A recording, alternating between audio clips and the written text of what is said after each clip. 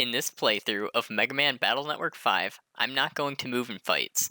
This, of course, severely limits defense, but keep in mind that offense is much worse when most chips require enemies to stand directly in front of me. I'll ban certain other movement mechanics, like turning, but I'll explain more when I get there. But before I get into the run, I have an important choice to make: Team Protoman or Team Colonel. The differences between the two games are some chips, navis, but most importantly, unites. For the purposes of this video, I'm going to pick Team Colonel. I'll explain why when I get to the important parts, but that's too much ado, so without further ado, let's get into the run. The tutorial really wants me to move and hit these enemies with a sword, but fortunately, I don't actually have to move. I take a lot of damage, but after being forced to pick chips that are useless for this playthrough, I can pick ones that are actually helpful. Chips, like the ones that involve swords and throwing something 3 spaces ahead, are very situational, so they'll be replaced first. Can guards are stationary enemies that, if in front of me, cause no problem, but if they spawn, I don't know, anywhere else, cause a huge problem. Currently, I have no way to damage them if they spawn like that, so I have to run away. If I do get a good spawn, however, I can get a very important battle chip.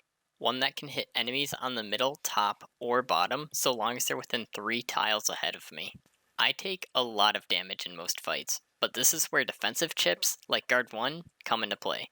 Not only do I not take damage from an attack, I also deal 50 damage in front of me.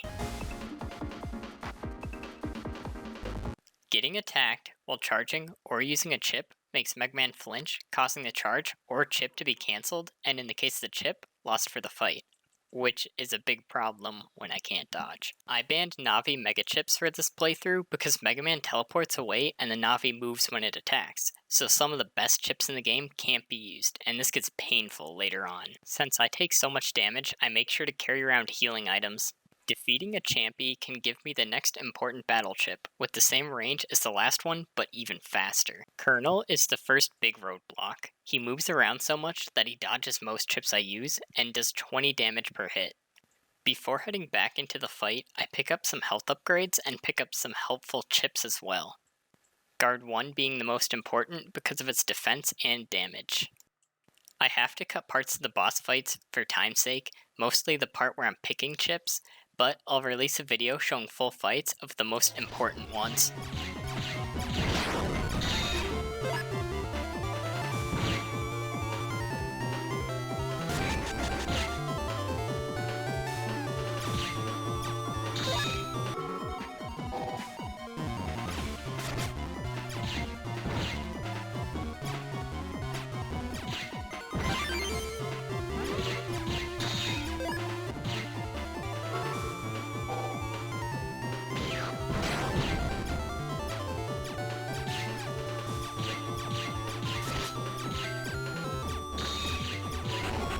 Liberation missions give certain rewards that I'll need later if you beat them within a certain amount of phases. I can always replay them later with better health and chips, so I don't worry about that for now.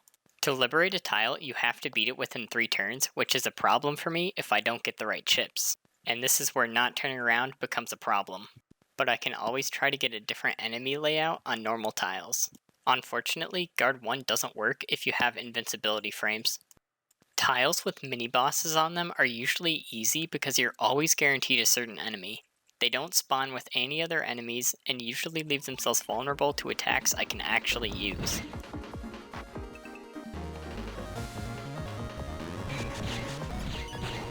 Funny enough, Colonel is part of why I picked Team Colonel. His special chip is a range attack that hits all back panels if he hits the back row, whereas Protoman's chip moves him behind an enemy to slice them, which would be banned. His charge shot hits in front and sideways, and Protoman's is a sword, so no competition there. Black hole tiles have a mini-boss and other enemies with it. These are mandatory to clear, and once I clear all of them, I can attack the real boss. Once liberated, it clears dark panels around it, but if a tile has a mini-boss, the panel stays, the mini-boss goes. I still can't consistently delete all the enemies in time or without losing all of my health, so I decide to pick up some more useful chips before trying again. Now, most fights in this liberation mission aren't that bad, and that includes the boss, because all navis I control in a liberation mission can attack him. The only catch is that a boss heals at the end of a phase.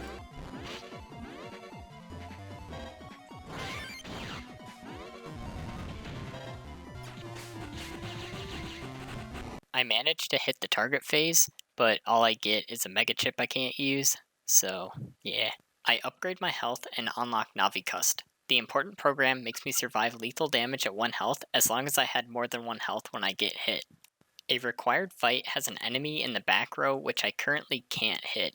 I can't run either, so this is pretty much a soft lock, but I can reload my last save. I pick up a few boomer chips and buy an air spin.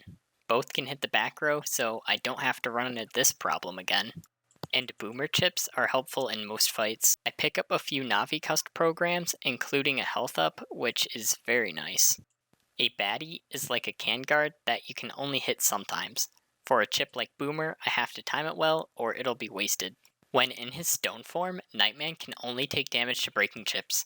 I don't have many yet, but this will become more of an issue when I fight stronger versions of him. Breaking chips are situational, requiring me to stand a certain distance from him, or have him stand in a specific spot. The best one against him is a drill that acts like a sword, which I can't get close enough to him to actually hit him with.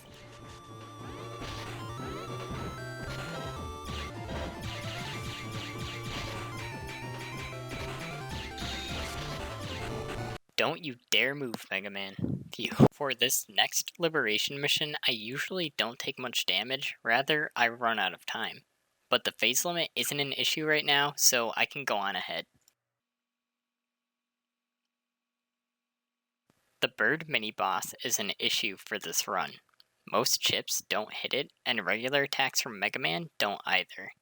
Right now, he can only time me out, but later incarnations of this boss will be able to delete me. Nightman's charge attack is my best method for dealing damage against it, and standing by Nightman lets me heal as much as I want. Black hole tiles with a bird mini-boss are easy to time out in or get deleted depending on the layout. In this case, I time out because I can't hit the enemy behind me, so I remove tiles around the black hole to change the layout.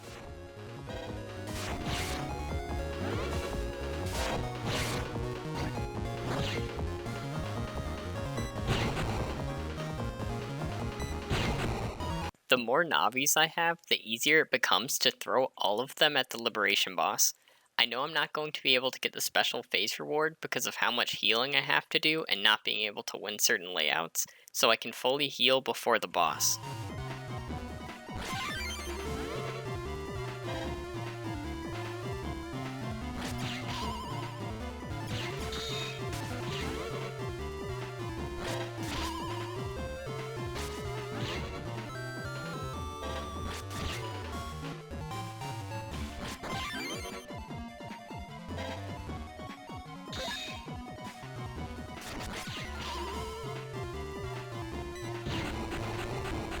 But hey, Zennies are more useful than chips I'm not allowed to use.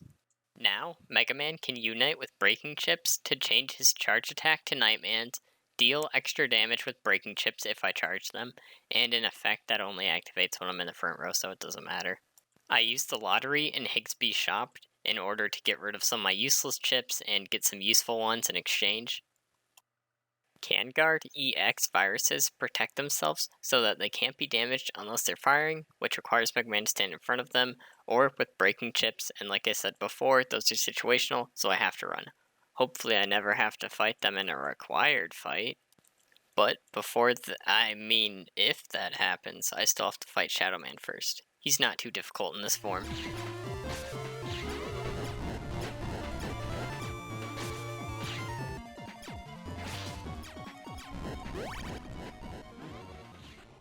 CanGuard EXs can spawn on dark tiles, but I can just try for a different spawn if this happens. The other dark tile spawns aren't much of an issue. At this point, I have enough chips to consistently attack enemies as long as they're not behind me.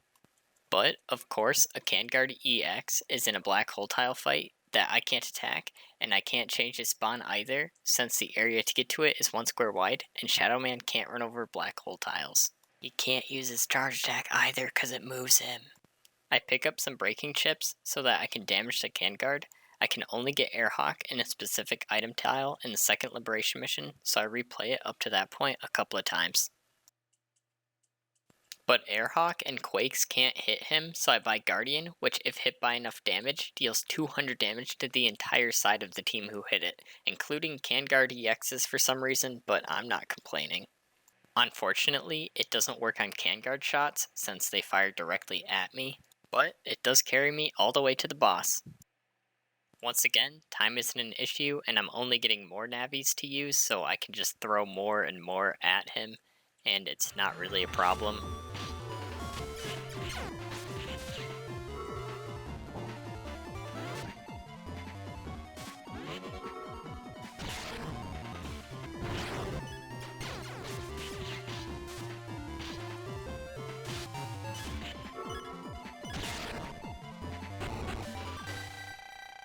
Shadowman Unite is pretty bad this playthrough. It requires sword chips to unite, and I don't use sword chips. Its charge attack is a sword. It lets you teleport behind an enemy when using a sword, which is banned. And it has a neat reflect damage, but it moves Megaman when that happens, so that's banned.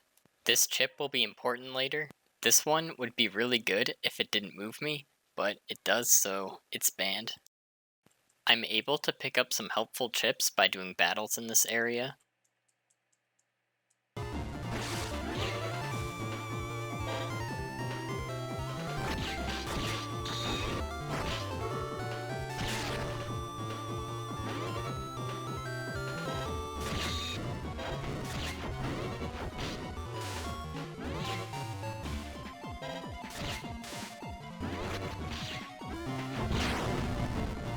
By now, I can consistently deal with most layouts I'm given by dark tiles and black hole tiles alike, especially thanks to Guardian.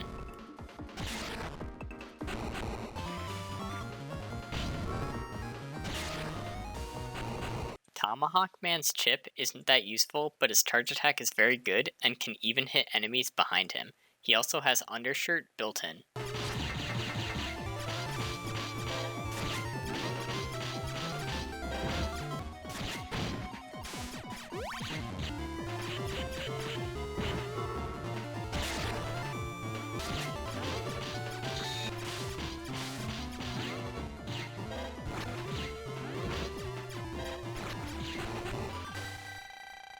Tomahawk Unite is the best one in this entire playthrough, and the main reason I picked Team Colonel. When Megaman unites, it turns all panels into grass, and as long as he's on a grass panel, he heals slowly. This allows Megaman to use undershirt multiple times to keep him alive. If I use a grass chip, the grass under me disappears, but it does double damage. I pick up super armor, so now I don't flinch when I get attacked, which is really good. At this point in the game, Tomahawk Unite carries me through most fights for a while. Even his short-range charge attack is surprisingly good. The fight against Numberman isn't that bad. I don't know why I wasted all my chips at the beginning, but whatever. Also, his Num Trap is useless.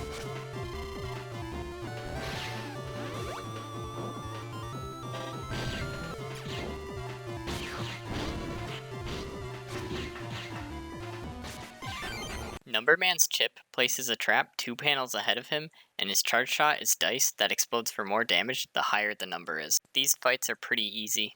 I save the bonus panel, so in case I get major hit or invincibility, it's most useful for the boss.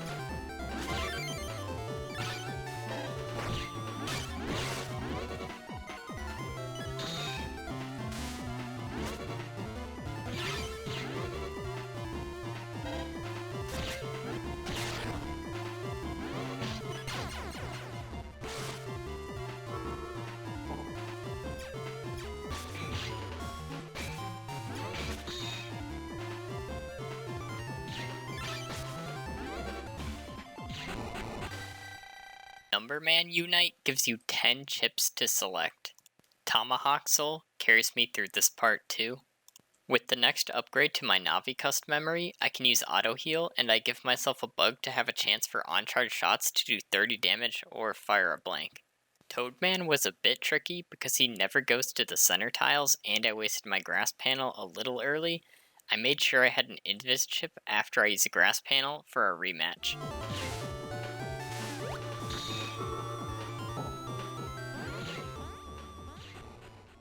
Toadman's ability lets him sync to one of the other Navis, and it will make that Navi liberate 5 panels ahead of him if successful.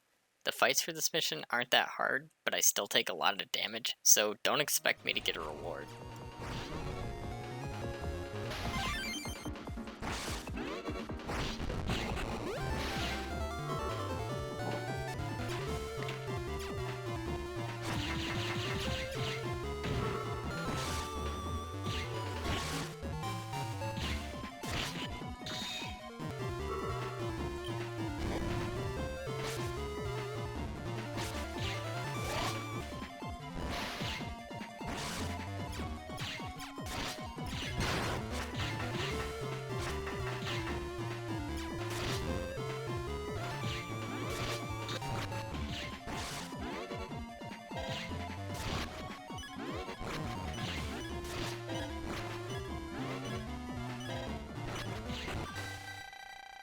I have to refight all the friendly Navis in the game, but for the most part, it's the same as last time, so I won't show them all. There were a couple of close calls though. The random encounters leading up to refighting the evil bosses were usually harder than the boss since I couldn't run away, so I had to save every couple of steps. Refighting Batman was easy enough because of Tomahawk Soul.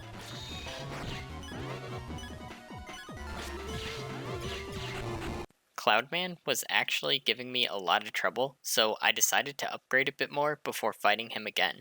To get money, you can retry the Liberation mission in End Area 5 and switch to Numberman, then use Number Check to get the money, leave, and repeat as many times as you want for 1,800 zennies every time.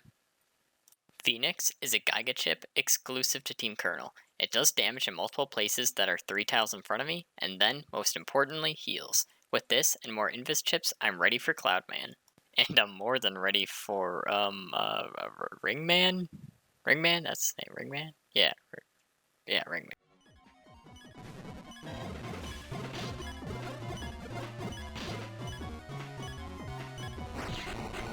This final boss is unlike any fight in the game. He deals damage constantly, can only be damaged when his flame's in front of him. In this playthrough's case, this usually means directly in the middle. Chips that affect his side, like Time Bomb, don't work. He breaks grass tiles too, but even if he didn't, he damages quickly enough for Undershirt not to matter. Also, he kind of has 2,000 health. I try fighting him a few times and quickly realize I have to change some things and get some upgrades. I used the same Zenny trick on the last Liberation mission many times, so I can buy everything I need, like all the health upgrades, Reflect, and some useful battle chips like Bubble Wrap. By pressing B and left at the same time, I use Reflect. This will make it so that I take no damage for a short period of time. After some practice, I can easily block the flame worms that attack me, but the attack that burns a panel can't fully be blocked and does the most damage. If Dark Megaman uses Meteor, I can't block that attack either.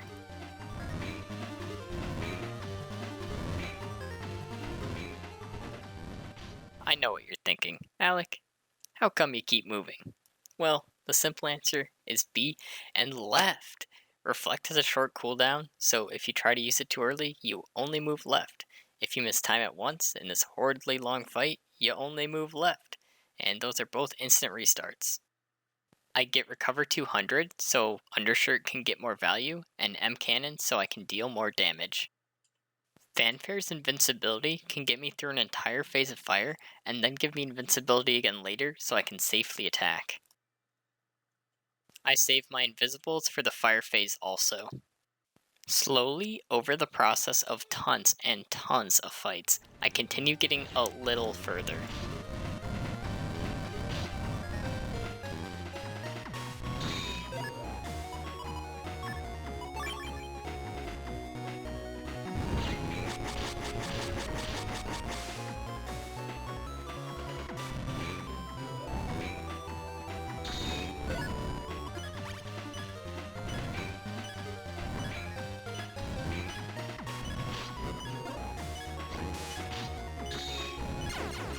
I give myself the Buster Bug again, so I have the chance to deal a lot more damage with an on-charge shot.